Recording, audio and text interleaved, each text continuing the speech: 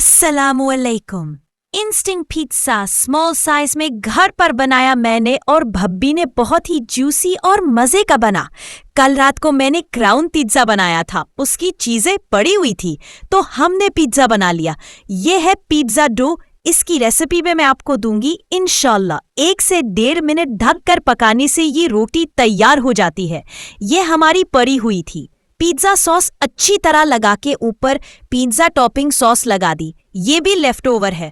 फिर ये fried chicken था, इसको तोड़ कर डाल दिया। प्याज शिमला मिर्च डालकर ये होममेड चीज है, मेल्ट होने के लिए थोड़ा ढककर पका लिया। और ये मैं शूटिंग करते हुए पिज़्ज़ा की प्यारी प्यारी पिक्चर लेते हुए। वाह रे बाबा, ये हमारा मजेदार पिज़्ज़ा तैयार इसको किया हमने। कट ये देखे, इसकी लुक बहुत यमी, बहुत टेस्टी बना।